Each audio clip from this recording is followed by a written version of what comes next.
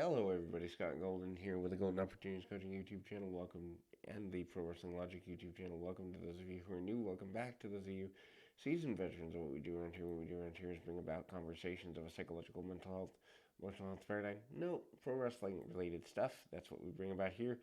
This is the Superstars of Wrestling March 25th, 1989 edition. Super cool thing. You know, this is one of those things that's really kind of cool. Anyway, so we kind of go forward into Rick Martel versus Iron Mike Sharp to kick us off. Again, Martel and Tito in a week would reunite as Strikeforce. And obviously, this is one of Rick Martel's first matches back. I think he was in the '89 Royal Rumble as well a few months before, but certainly Rick Martel coming back mainly at TV tapings at the time, just trying to keep things going. Iron Mike Sharp, of course, a perennial enhancement talent at the time. Actually, some really good enhancement talents throughout this,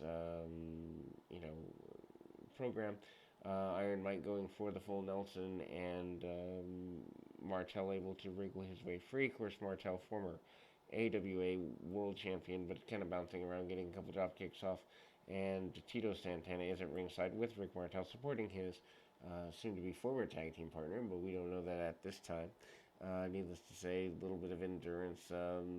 Sharp is actually kind of treated like I wouldn't say a great guy here, but gets a little bit more offense than one would expect. Anyway, Martel obviously wins with the Boston Crab, which ends up being the finishing hold he uses as a heel. I don't know. I mean, yeah, he had used it in the process of the good go around here in terms of that run, and ultimately, I gotta grab my phone in just 2 seconds. But we will be right back and be back with more right after this. Needless to say, and I still love this time in the WWF, and this is the year I became a fan, so it's a big deal to me to be covering 1989. Anything in '89 to me is above board, and probably 80, 80, 88 through 92, probably to me the best time in pro wrestling history. Anyway, so, and that's across multiple promotions. But anyhow, we continue forward, and as mentioned, hype for WrestleMania 5, which is a week away.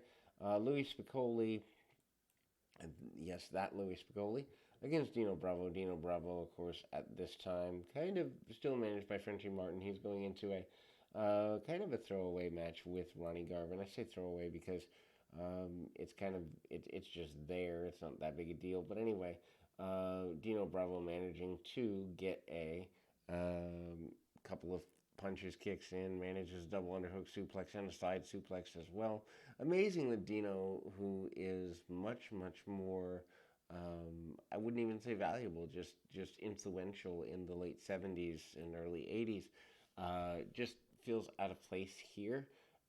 Anyway, so we are, a quick squash there. Then there's hype for all the people that are going to watch WrestleMania 5 on pay-per-view, closed circuit, and other sources trying to get people hyped up around that concept. Anyway, we go to Hercules and Tim Patterson. Tim Patterson, a semi-regular enhancement talent at the time. Hercules, though, soon after his babyface turn in late '88, is getting ready for King Haku as we go into WrestleMania 5. Actually, the opening match of WrestleMania 5 is that particular contest. Sends the big man into the turnbuckles, and Haku on the other side of things, managing to get pretty intense there. Needless to say, we have the backbreaker, almost like a torture rack by Hercules.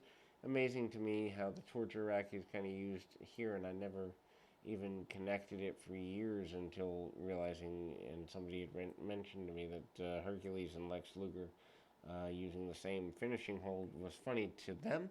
Anyway, so we go to a event center promo.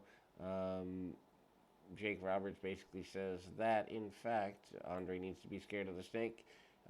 Jake's not scared of Andre. Andre promises to end Jake in front of millions of people at any time he so chooses.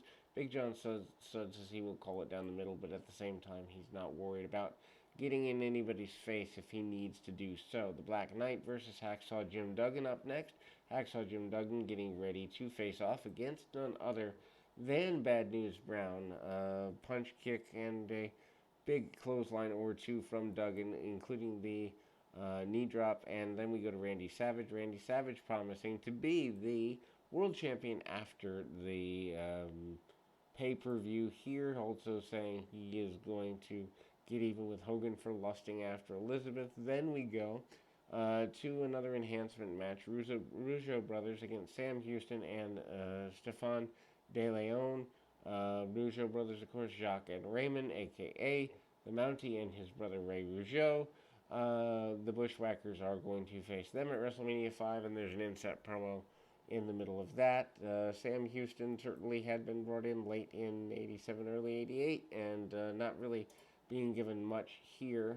Houston does get a couple of offensive maneuvers. Savate kicked by the Rougeau brothers, and ultimately getting them where they want to be. And again, we kind of get some really basic things here.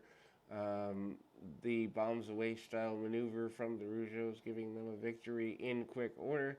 Then the Brother Love show. Hulk Hogan says he's tired of being a champion without a belt. He promises to get rid of Randy Savage, even though at one point he trusted Randy Savage. Hogan on the Brother Love show is a pretty basic staple over the next several years. The attack of both the Big Boss Man of Hulk Hogan in 1988 and the earthquake laying Hogan out in 1990 both happened on the Brother Love show. WrestleMania report with all the hype of the various matches. Demolition promising to use Mr. Fuji's face like a slot machine, and the Powers of Pain promising to win the tag team championships 3-on-2 against a babyface Demolition. Run DMC says they're going to rock WrestleMania 5, and ultimately that's the way it goes. Hype for the various other WrestleMania attractions. They did a pretty good job of hyping WrestleMania back in the day. Ted DiBiase and Tim Horner is up next after the promise of a Spotlight magazine with none other than Brutus the Barber Beefcake on the cover. Beefcake facing off against DiBiase, so good product placement there. DiBiase gets a atomic drop on Tim Horner. Horner rolls through, gets a good run going, spins over the back of Ted DiBiase, and finally hits him with a drop kick. DiBiase gets hit with a couple more drop kicks and a near fall for Horner. Horner, coming off the NWA TV, had been seen as a pretty decent guy at the time, but not taken nearly as seriously as he would like to be. A power slam and then the $1 Million Dream sends Tim Horner off to Dreamland, and ultimately a victory for the $1 Million Man. Promised by Rick Rude that the Ultimate Warrior is going to be rendered unable to continue, and the Warrior promises to send Rude to hitting rock bottom and winning the Intercontinental Championship in the Event Center right before the, a week before WrestleMania 5. Just amazing that is 33 years ago. We'll be back with more right after this.